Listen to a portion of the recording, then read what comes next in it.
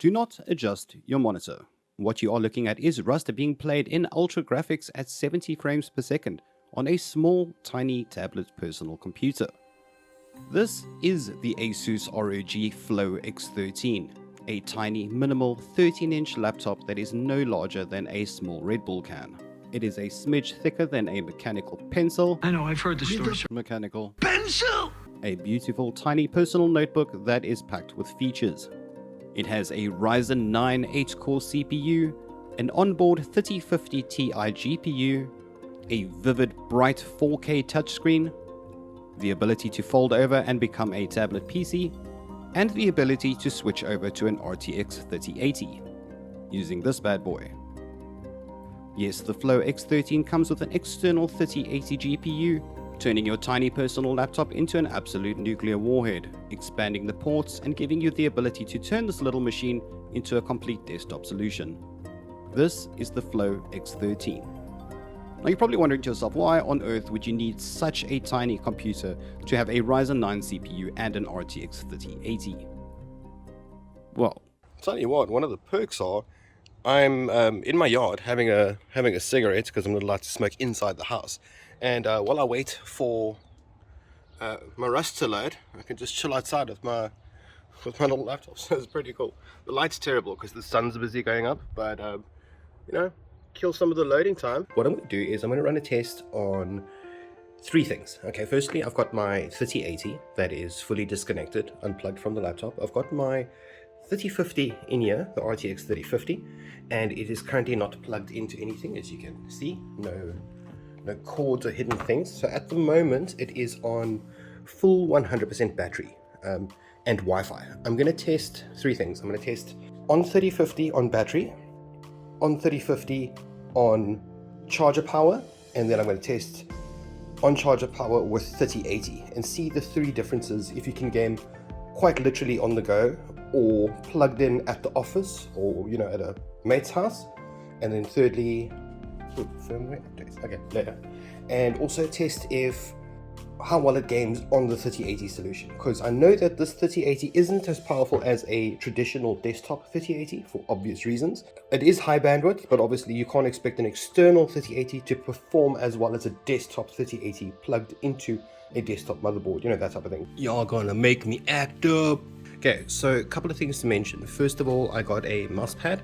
I got a mouse, an external mouse, Razer mouse, so that I don't have to struggle with the little trackpad. You also notice one thing. When I unplug the power, it goes on battery, and then it puts it into like a silent mode where it tunes down all the vitals get tuned down, and the fans go quieter, and it basically prolongs its life. That is a very cool thing. So you don't have to set things. When you unplug and replug, the laptop does it all for you. It switches it over to performance, it optimizes your settings, blah, blah, blah, that type of thing. So actually, no, let's leave it out. So we're on battery. Test number 1 is going to be battery. Test number 2 is going to be power. And test number 3 is going to be 3080. I've added some vitals on the top. You probably won't be able to see it because everything here is like really tiny. But what I'm actually going to do as well is activate a screen recording, an NVIDIA screen recording. So keep that in mind. This laptop only has 16 gigabytes of DDR4 RAM. The resources are going to be slightly strained, so keep that in mind. Whilst I record, that also uses some RAM, but I'm going to activate the recording. I'm going to record using Shadowplay, and I'm going to obviously show you the footage from this camera here, and then you'll be able to see. Also, I've put FPS on the bottom left because I couldn't get the FPS to work on the Reaver tuner. We're on 3050 Ti, and we are on battery, so don't expect the greatest results. Also, for all three tests, I'm going to be running them off 1920 by 1080. But for now, 3050 on battery. Let's go. The fact that I'm actually starting Rust and nothing is plugged in is like, it's a strange experience for me, because I know, look, Rust is quite a hungry game. It's quite thirsty. I get that. So, you know, it's quite interesting to see. You can obviously see on the top left, it has a RTX 3050 built into the laptop, which is quite a powerful unit. It's a small little 4GB graphics card, but it has even ray tracing. The funny thing is it also has the Ryzen 9 CPU, and the Ryzen 9 CPU has onboard graphics. So you can actually use the Ryzen onboard graphics, you can use the 3050 onboard, or you can use the 3080. Essentially meaning that this tiny little laptop has 3 graphics cards, which is kind of mind-blowing. Also, while we're loading in, The laptop itself comes with two little bags. It comes with a GPU bag where you can plug in your external graphics card into a small little carry bag, so you can carry your notebook, and then you attach your GPU hooks onto your laptop bag's hooks, so you can actually carry your GPU and your laptop with you in one little solution. It's padded. It's oh, there we go, loaded. It's actually really cool, I think. Okay, here we go, moment of truth. Oh, that man is naked. Okay, let's turn off nudity quickly. Okay, so according to the FPS in the bottom left, I'm running on 30 FPS, which isn't great, granted. You must understand that this is running at 3050 on battery power, completely on battery power. So 30 FPS is not the worst thing in the world. I mean, on most people's videos, they run either 30 or 60 FPS. Let's do some movement. Sometimes when we go towards compound, frame rate's slow, typically. I'm assuming that it's obviously getting capped at 30 FPS because that's a little bit too solid. I can see the FPS isn't dropping, so that is probably a battery cap on the GPU. On the actual NVIDIA GeForce settings, it's probably saying, hey, don't go past 30. In order to like preserve your battery life, I can imagine that would probably be the main reason on why it's capped to 30. This is only on 73 degrees for the CPU and 70 degrees for the GPU, so not bad at all. Quite a large compound. Let's check monuments, because I tell you what, when you go near, is this Bandit? Yes, this is Bandit. When you go to Bandit, you automatically have a FPS death rate. That would be the best way to test if this is a cap or if it's actually straining. So yeah, I'm actually doing this in editing now. It turns out that the NVIDIA GeForce Experience has a cap on battery that's set to 30. I just moved the slider all the way to 60 and sort of like unlocked the battery cap. So now it allows you to play maximum FPS on that 3050 on battery. Obviously it'll drain your battery super quickly, so very bad idea, but it's just nice to know that you have that ability. Also the sound, not bad. Like bassy and stuff. Do you hear that bass? That's pretty sick. Very impressive.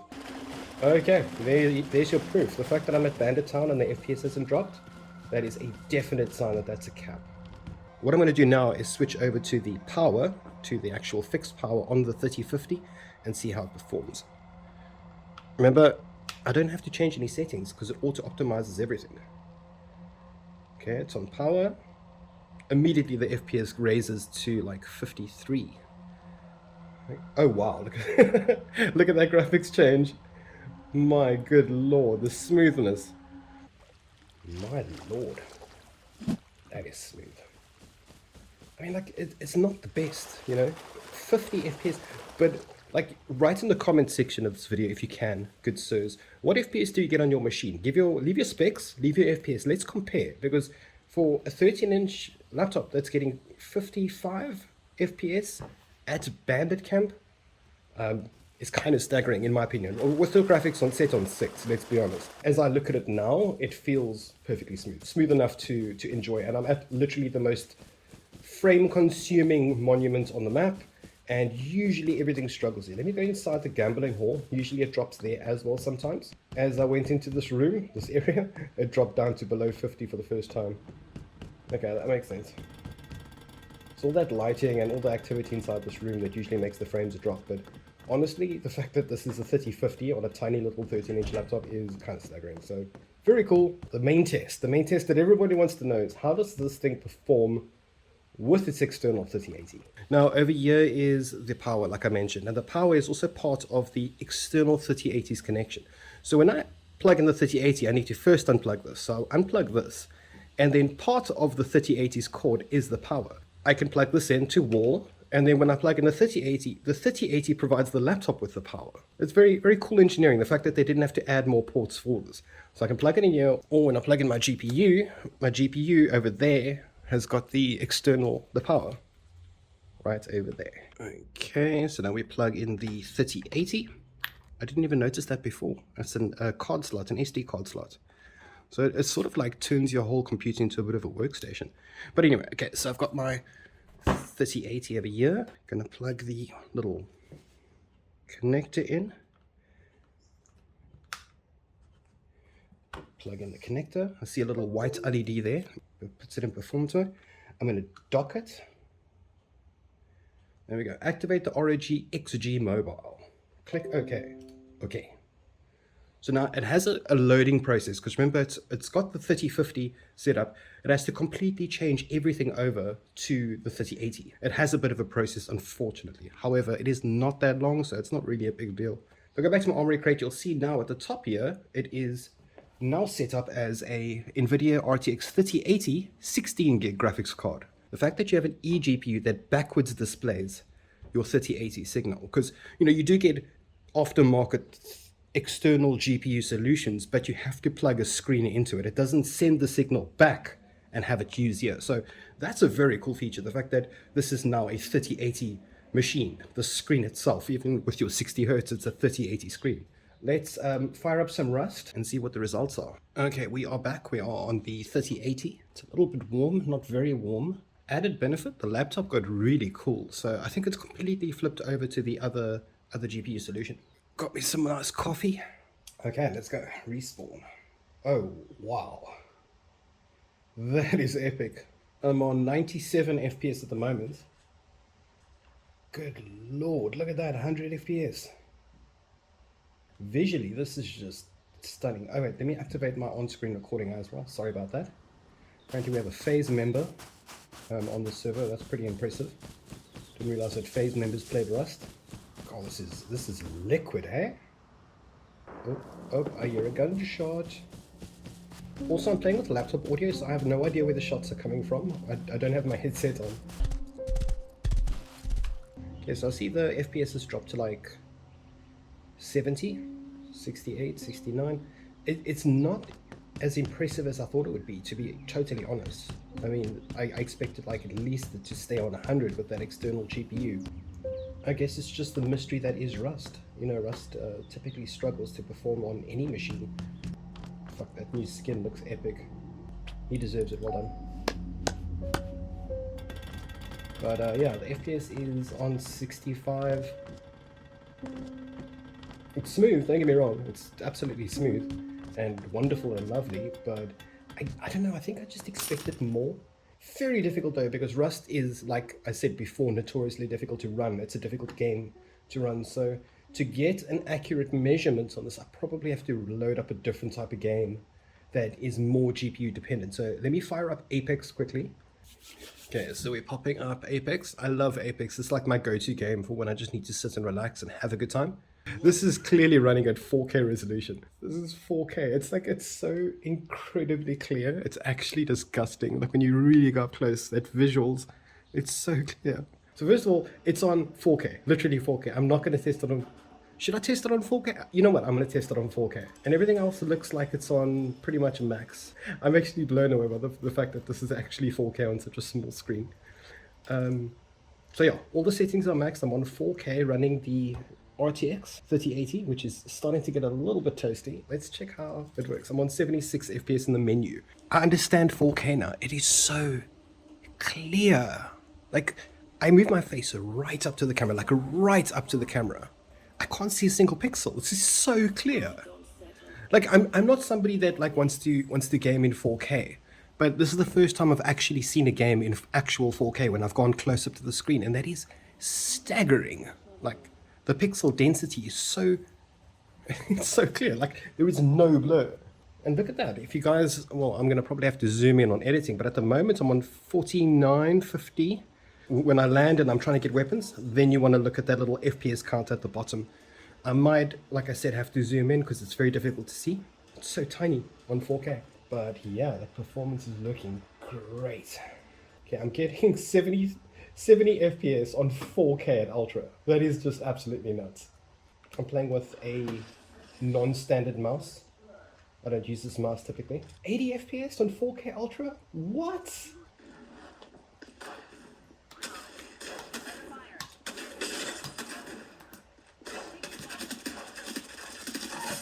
Bitch. Oh, this feels so strange. It's such a tiny PC. And I can't hear where the enemies are. You know, the directional audio is actually not that bad. I can sort of make out where the sounds are coming from.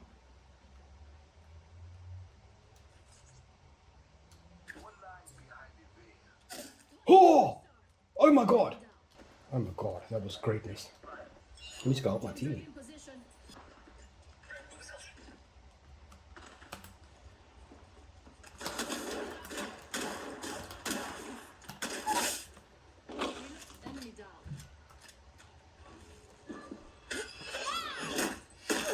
Did you get, bitch? Okay, let us try a regular resolution 1080p. Let's see what happens then. I love this. I love the fact that this technology is like so different from like the norm. You know, you usually get the desktop PC and then you get the laptop, and this is sort of like a weird little hybrid because it's the super portable laptop. It is the tablet that you can fold over and enjoy as a tablet. It's the desktop PC with the additional ports. It's sort of like everything. Whew, that is nice. Hello. But yeah, the Ryzen CPU, you can see it's, like I said, Rust is CPU dependent. It was on like 80, 90 degrees. Ryzen 9 now is on 67 degrees, so it's using a lot more GPU, a lot less CPU.